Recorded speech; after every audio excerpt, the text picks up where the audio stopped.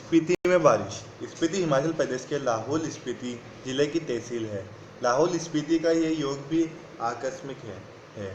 इनमें बहुत योगायोग नहीं है। ऊंचे दर्रों और कठिन रास्तों के कारण इतिहास में भी कम रहा है। अलंघ्य भूगोल यहाँ इतिहास का एक बड़ा कारक है। अब जबकि संचार में कुछ सुधार हुआ है, तब भी लाहौल स्पीति का योग प्राय वायरलेस सेट के जरिए है, जो केलंग और काजा के बीच खड़कता रहता है। फिर भी केलंग के बादशाह को भय लगा रहता है कि कहीं काजा का सूबेदार उसकी अवज्ञा तो नहीं कर रहा है, कहीं बगावत तो नहीं करने वाला है।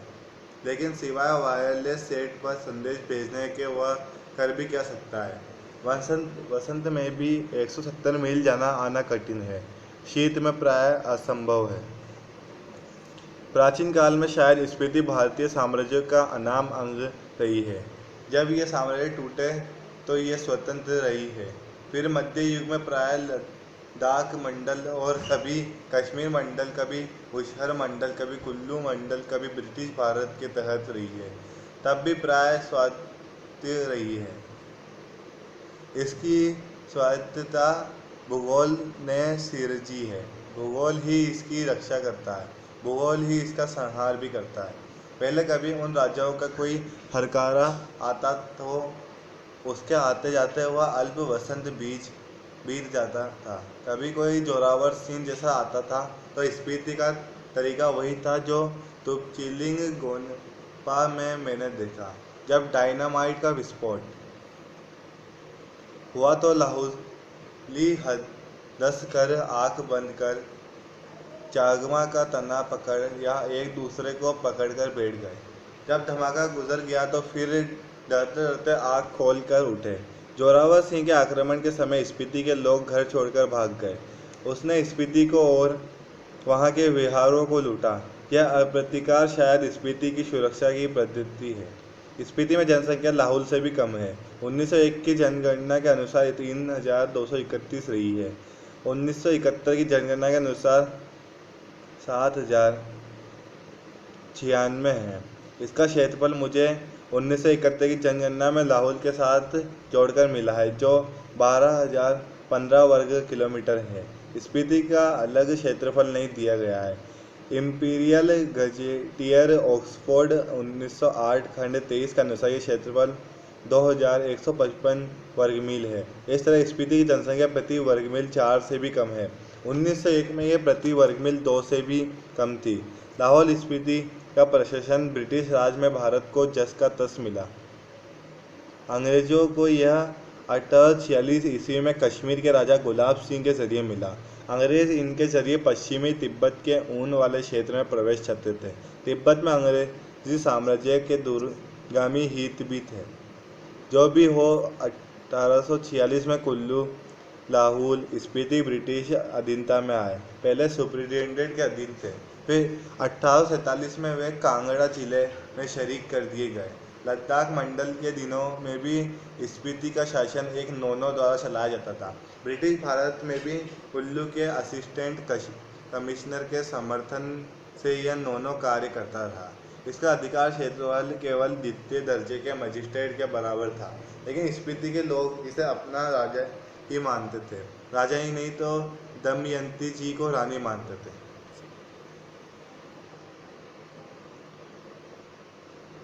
1873 में स्पीति रेगुलेशन पास हुआ, जिसके तहत लाहौल और स्पीति को विशेष दर्जा दिया गया। ब्रिटिश भारत के अन्य कानून यहाँ नहीं लागू होते थे। रेगुलेशन के अधीन प्रशासन के अधिकार नोनो को दिए गए, जिसमें माल गुजारी इकट्ठा करना और छोटे छोटे फौजदारी के मुकदमों का फैसला करना भी शामिल था। उसके ऊपर के मामले वह कमिश्नर के पास भेज देता था। उन दिनों लाहौल स्पीति का वृत्तांत कांगड़ा जिले के अंतर्गत कुल्लू तहसील में मिलता है। स्वराज्य के बाद 1960 में लाहौल स्पीति पंजाब राज्य के अंतर्गत एक अलग जिला बन दिया गया, जिसका केंद्र केलंग में है। 1966 में जब हिमाचल प्रदेश राज्य बना तो लाहौल स्पीति उसका उत्तरी छोर का जिला हो गया। यह देश का सबसे अधिक दुर्गम क्षेत्र है। स्पीति 31.42 और 32.59 अशांत उत्तर और 77.26 और 78.42 पूर्व देहांतर के बीच स्थित है। यह चारों ओर से ऊंचे ऊंचे पहाड़ों का घेरी है। इन पहाड़ों की औसत ऊंचाई 18,000 फीट है। यह पहाड़ उसे पूरब में तिब्बत, पश्चिम में लाहौल, दक्षिण में किन्नौर और उत्तर में लद्दाख से अलग करते हैं। इसकी मुख्य घाटी इसी नाम की स्पीति नदी की घाटी है। स्पीति पश्चिम हिमालय में लगभग 16,000 फीट की ऊंचाई से निकलकर पूरब में तिब्बत में बहती है, वहां से स्पीति में आती है। स्पीति से बहकर पुराने रामपुर बुशहर राज्य में अब किन्नौर जिले में बहती हुई सतलुज में मिलती है। मेरी स्पीति नदी से प्रीति है। स्पीति में मैं सिर्फ इस नदी को पहचानता हूँ, सुनता हूँ कि कोई पारा नदी भी है, फिर घाटी है। स्पीति के अलावा पिंड की घाटी प्रसिद्ध है। मान भाई से इसका किस्सा सुना है। अत्यंत भीड़ और वीरान है। इनमें से शायद स्पीति घाटी ही आबाद है। जैसी वह आबाद है वह आप देख ही रहे हैं। प्रति वर्ग मील 4 से भी कम लोग बसते हैं। अचरज यह नहीं कि इतने कम लोग क्यों हैं, अचरज यह है कि इतने लोग भी कैसे बसे हुए हैं। मैंने जब भी स्पीति की विपत्ति बताई है तो लोगों ने यही पूछा कि आखिर तब लोग वहाँ रहते क्यों हैं। 8-9 महीने शेष दुनिया से कटे हुए हैं, ठंड में ठिठुर रहे हैं, सिर्फ एक फसल उगाते हैं, लकड़ी भी नहीं है कि घर गर्म रख सके, वृत्ति नहीं है, फिर क्यों रहते हैं? क्या अपने धर्म की रक्षा के लिए रहते हैं, अपनी जन्मभूमि के महत्व के कारण रहते हैं, या इस मजबूरी में रहते हैं कि कहीं और जा नहीं सकते, कहाँ जाए, या फिर और बातों के साथ साथ यह सब कारण है? मैं नहीं जानता। मैं तो इतना ही देखता हूँ कि यहाँ रह रहे हैं इसलिए रह रहे हैं और कोई तर्क नहीं है। तर्क से हम किसी चीज़ को भले सिद्ध कर सकें, स्पीति में रहने को नहीं सिद्ध कर सकते, लेकिन तर्क का इतना मोह क्यों? ज़्यादा करके संसार और निर्वाण अतर्क्य है, तर्क के परे है। स्पीति नदी के साथ साथ मेरा थोड़ा परिचय स्पीति के पहाड़ों का भी है। स्पीति के पहाड़ लाहुल से ज़्यादा ऊंचे, नंगे और भव्य हैं। इनके सिरों पर स्पीति के नर नारियों का आर्तनाद जमा हुआ है। शिव का अट्टहास नहीं, हिम का आर्तनाद है, ठिठुरन है, गलन है, व्यथा है। इस व्यथा की कथा इन पहाड़ों की ऊंचाई के आंकड़ों में नहीं कही जा सकती। फिर भी जो सुंदरता को इंच में मापने के अभ्यासी हैं, वह भला पहाड़ को कैसे बख्श सकते हैं? वह यह जान ले कि स्पीति मध्य हिमालय की घाटी है, जिसे वे हिमालय जानते हैं। स्केटिंग, सौंदर्य प्रतियोगिता, आइसक्रीम और छोले भटूरे का कुल्लू, मनाली, शिमला, मसूरी, नैनीताल, श्रीनगर वह सब हिमालय नहीं है, हिमालय का तलवा है। शिवालिक या पीर पंचाल या ऐसा ही कुछ उसका नाम है। यह तलहटी है। रोहतांग जोत के पार मध्य हिमालय है। इसमें ही लाहौल, स्पीति की घाटियाँ हैं। इन घाटियों की औसत ऊंचाई नापी गई है। श्री कनिंघम के अनुसार लाहौल की समुद्र की सतह से ऊंचाई 10,535 फीट है। स्पीति की 12,986 फीट है, यानी लगभग 13,000 फीट तो औसत ऊंचाई है। मध्य हिमालय की जो श्रेणियाँ स्पीति को घेरे हुए हैं, उनमें से जो उत्तर में है उसे 12 लाचा श्रेणियाँ का विस्तार समझे। 12 लाचा दर्जे की ऊंचाई का अनुमान 16,221 फीट से लगाकर 16,500 फीट का लगाया गया है। इस पर्वत श्रेणी में दो चोटियों की ऊंचाई 21,000 फीट से अधिक है। दक्षिण में जो श्रेणी है वह माने श्रेणी कहलाती है। इसका क्या अर्थ है? कहीं यह बौद्धों के माने मंत्र के नाम पर तो नहीं है? ओम मणि पद में हूँ, इनका बीज मंत्र है। इसका बड़ा महात्म्य है। इसे संक्षेप में माने कहते हैं। कई इसे श्रेणी का नाम इसे माने के नाम पर तो नहीं है। अगर नहीं है तो करने जैसा है। यहाँ इन पहाड़ियों में माने का इतना जाप हुआ है कि यह नाम उन श्रेणियों को दे डालना ही सहज है। एम्पीरियल गजेटियर में माने श्रेणी की ऊंचाई 21,646 फीट बताई गई है। यह तो इस श्रेणी की किसी चोटी की ऊंचाई होगी। पूरे श्रेणी की ऊंचाई तो एक नहीं होगी। इसमें से जो छोटी छोटी चोटियाँ हैं उनकी ऊंचाई भी 17,000 फीट से अधिक है। कई गांव समुद्र की सतह से 13,000 फीट की ऊंचाई बसे हैं। एक या दो 14,000 फीट की ऊंचाई पर बसे हैं। यह मध्य हिमालय है, इसमें स्पीति स्थित है। इसके पार बाहा हिमालय दिखता है।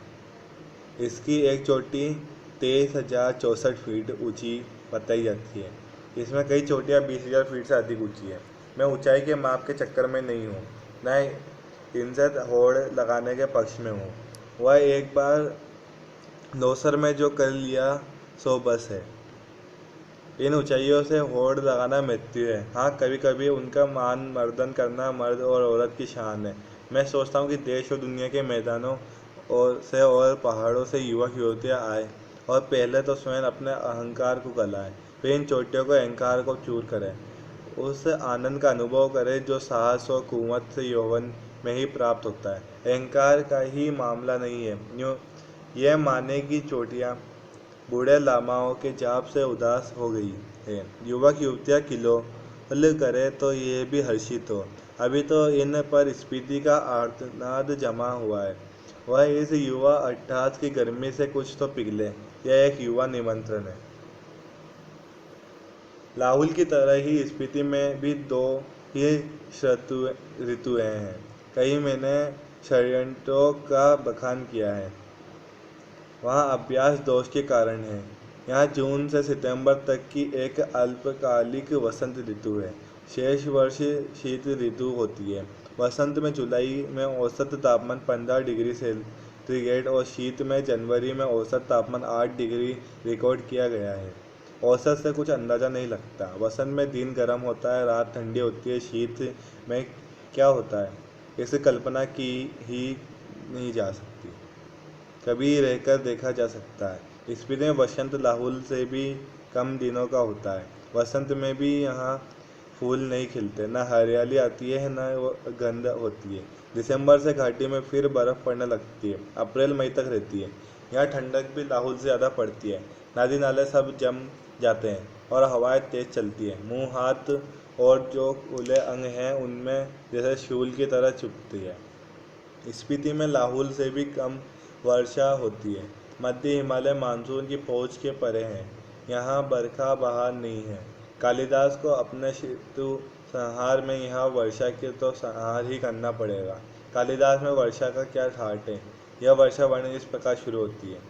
प्रिय, जल की फुहारों से भरे बादलों व मत वाले हाथी पर चढ़ा हुआ, चमकती हुई बिजलियों की झंडियों को फहराता हुआ और बादलों की गरज के नगाड़े बजाता हुआ, यह कामीजनों का प्रिय पावस राजाओं का सा ठाट बाट बनाकर आ पहुँचा।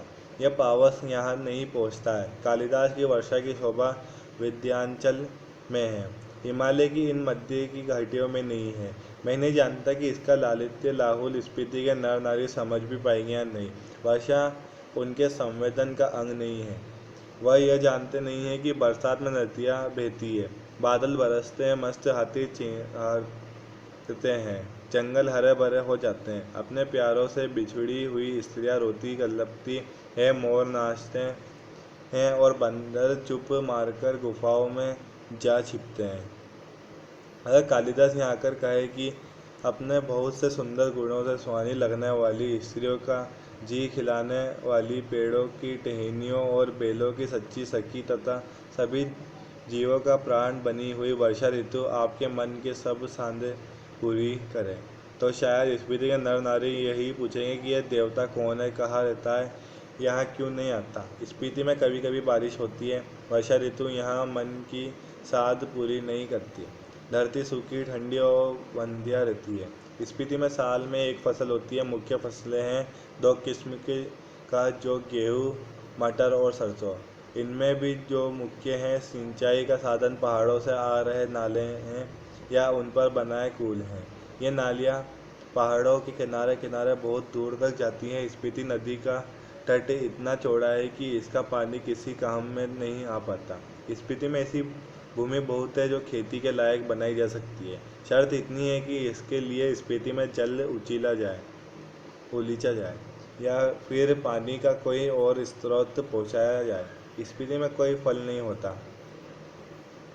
मटर और सरसों को छोड़कर कोई सब्जी नहीं होती। शायद ऊंचाई, वायुमंडल के दबाव में कमी, ठंड की अधिकता, वर्षा की कमी वगैरह के कारण यहाँ पेड़ नहीं होते। ऐसी स्पीति विशेषकर नंगी और वीरान है। वर्षा यहाँ एक घटना है, एक सुखद संयोग है। हम काजा के डाक बंगले में सो रहे थे तो लगा कि कोई खिड़की का रहा है। आधी रात का भी पिछला पहर है, इस समय कौन है? लैंप की लो तेज की खिड़की का एक पल्ला खोला तो तेज हवा का झोंका मुंह और हाथ को जैसे छीलने लगा। मैंने पल्ला भिड़ा दिया, उसकी आड़ से देखने लगा। देखा कि बारिश हो रही थी। मैं उसे देख नहीं रहा था, सुन रहा था।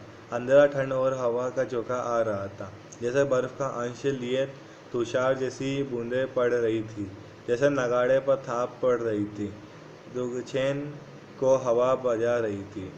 वहाँ शंख की ध्वनि घाटी में तैर रही थी। स्पीति की घाटी में वर्षा हो रही थी। कमरे में ठंड बढ़ रही थी। मैं बिस्तर में पड़ा पड़ा मालूम नहीं कब सो गया। सुबह उठा, चाय पीते पीते सुना कि स्पीति के लोग कह रहे हैं कि हमारी यात्रा शुभ है। स्पीति में बहुत दिनों बाद बारिश हुई।